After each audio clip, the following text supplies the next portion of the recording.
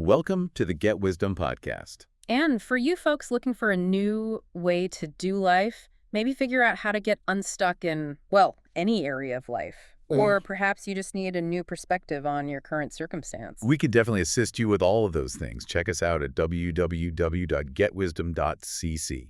I'm Miranda. And I'm Jay. And today we'll be taking you through a really interesting white paper by Brent Ziemann. Yeah, our goal here is to give you some actionable insights, things you can actually use. So we're diving into, I think, a really crucial topic today. It's this tension, between our own subjective experience and this, constant, sometimes difficult pursuit of objective truth. It sounds huge philosophical, right? But Ziemann brings it right down to earth. He grounds it in something we all recognize immediately. Okay. That classic pattern, repetitive, self-destructive behavior. Think about someone you know, or let's be honest, maybe even ourselves sometimes, who just keeps making the same mistakes. Like with money or relationships? Exactly. Or career choices. Everyone around them can see the pattern so clearly. They see the flaw in the approach. But the person who's actually, hitting the wall. Seems completely blind to it. It's quite striking when you see it. And it's not just making the mistake, is it? It's like they're almost defending their right to keep making it. Precisely. And that's where Ziemann starts, really. It's the essential starting point for this whole paper, even if it's a tough one. Okay. You cannot truly help someone, or again, yourself, until there's a real willingness to help oneself. So that unwillingness, that refusal to look honestly at the pattern. That's the subjective barrier. That's what keeps that loop running. Okay, so if the goal is breaking that loop, the paper says Ziemann's highest value is truth. But, if we're starting from this place of deep subjectivity, maybe even unwillingness, how do we even begin to define truth? It feels slippery. Right, it does. And that's where the paper introduces this really fascinating concept. Truth, it says, isn't a destination. It's not a place you arrive at. Okay, not a destination. Then what? It's an asymptote. Remember that from high school math? Vaguely. Yeah, an asymptote. That's the line that a curve gets closer and closer to, right? But it never actually touches it. That's the one. Infinitesimally closer, but never quite there. So we're always approaching. We are. We're always on the approach. And the reason we never fully arrive, never reach this sort of final objective truth is because we're fundamentally subjective creatures. We can't help it. We really can't. We don't experience the world like a camera, just objectively recording data. We experience our world intensely filtered, shaped by our ego, our personal history, maybe past traumas, definitely the whole library of our memories. We're always interpreting the data through our own very unique lens. So pursuing truth isn't about finding a spot on a map called truth. It's more like the journey itself, the process of moving along that curve towards the asymptote. Exactly. It's continuous, it's active, and crucially, it requires something. Which is? Active surrender. Surrender of what? Surrender of the comfortably familiar. Pursuing truth means you have to be willing to discard what you think you know, or maybe even what you wish were true, for something that's demonstrably superior, something that just explains reality better. It's like we're constantly trading up our understanding. Okay, that makes sense. Yeah. Trading up. And that leads right into this distinction the paper makes, doesn't it? Between lowercase truth and uppercase truth. Yes. If we're trading up, what are we trading? We're essentially trading subjective perspectives for something more universal. Yeah, so lowercase t truths, those are the subjective ones. Exactly. Rooted strictly in your personal experience, they are absolutely real for you. Your opinion on cilantro. Love it or hate it. Right. Or your feelings about a political candidate, or your specific perspective on why a relationship ended. Those are valid truths from your viewpoint.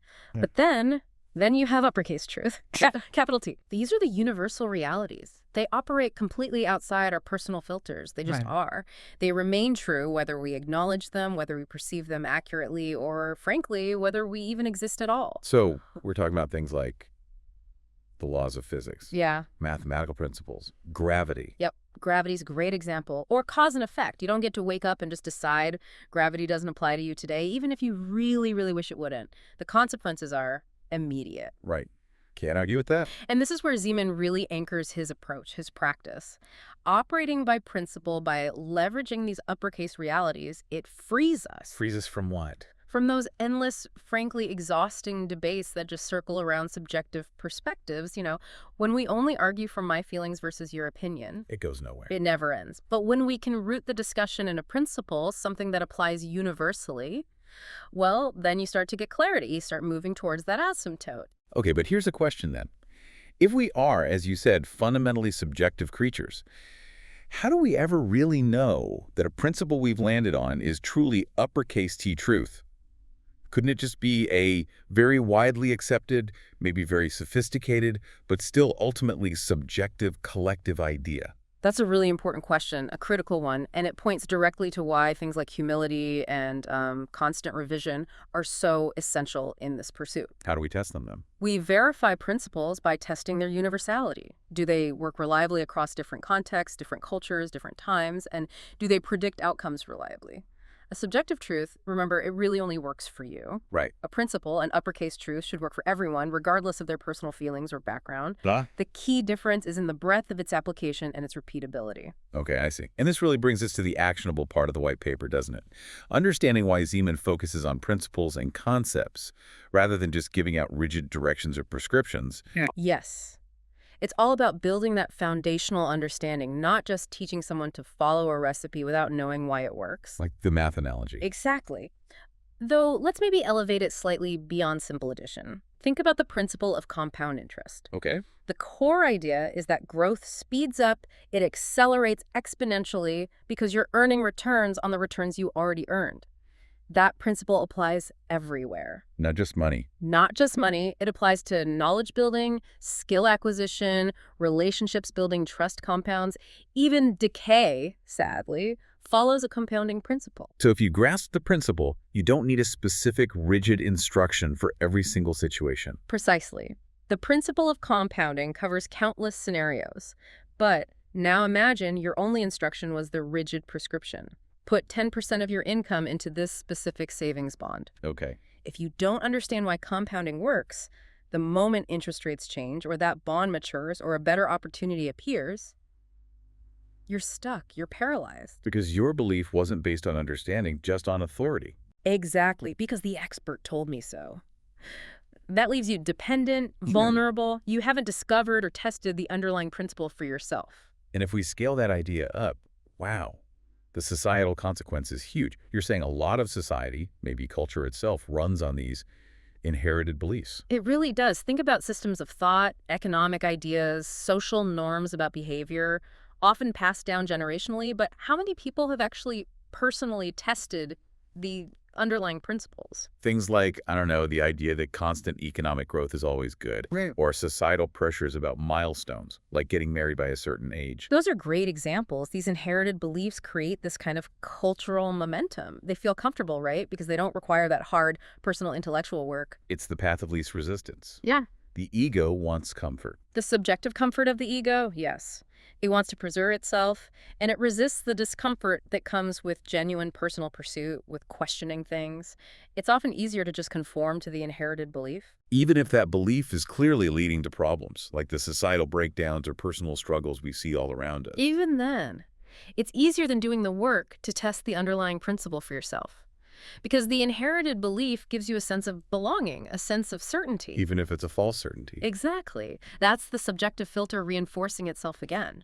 Which brings us right back to just how deeply inherent subjectivity is in our experience, even when the external reality seems identical for multiple people. This is where the paper uses that brilliant, really immediate example, the roller coaster. Yes. Imagine two kids sitting right next to each other. Same ride, same car, same speed, same drops, same sounds. The external reality is perfectly shared. But the inside. Their internal subjective worlds can be completely opposite, polar opposites. One child is absolutely thrilled, right? Flooded with dopamine, interpreting the speed and the drops as exhilarating fun. Pure joy. Pure joy. The other child, same seat, same forces, is frozen in terror, interpreting that exact same acceleration as a mortal threat. Maybe because of a past bad experience, or maybe just a different innate wiring regarding novelty or risk. So the shared reality produces totally different subjective truths. This is fun versus this is terrifying. And the crucial takeaway here is that the reality of the roller coaster itself, the sort of uppercase T reality of the physics involved is neutral. It just is. It's the individual subjective filter that slaps the label on it. Thrilling or terrifying. Precisely. And this inherent subjectivity, this filtering, it applies even when we try our hardest to be objective, even with our most rigorous tools like science. Right. Science is vital, obviously. It's our best attempt to systematically solve for those subjective filters, aiming for proof that's demonstrable, repeatable. Absolutely vital. But as long as it's humans designing the experiments, humans deciding what gets funded, humans interpreting the data, science itself is still filtered through human perception, human bias, cultural context. We see that all the time in history, don't we? Think about how scientific understanding changes. Constantly. Look at cosmology. We went from thinking the Earth was the center to the sun being the center, then from a steady-state universe idea to the Big Bang model.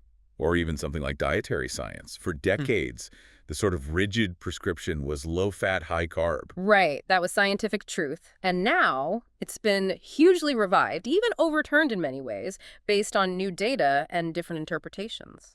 So what was considered solid scientific fact 20, 50 years ago often looks quite different today. It really does. Now, this doesn't invalidate science at all. That's not the point. The point is that it underscores just how important humility is. And constant revision. Constant revision and staying open to the possibility that there's a superior truth out there, one that might require us to let go of our current consensus, our comfortable inherited beliefs. Science, practiced by humans, is also on that journey towards the asymptote.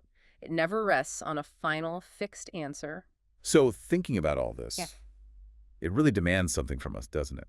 It demands that radical humility we mentioned, and a willingness to keep questioning, keep testing, keep being open, even when it's uncomfortable. It feels like the overarching theme here, from Ziemann's perspective, is that truth isn't some static thing you find and then you're done. It's this relentless, really lifelong pursuit. That's it, exactly. And the freedom we're all looking for, freedom from getting stuck, freedom from repeating those same painful mistakes, that only really comes when we're willing to continually trade in our smaller, comfortable, subjective truths. For those bigger, more universal ones, those principles. Got greater, more universal ones, yeah.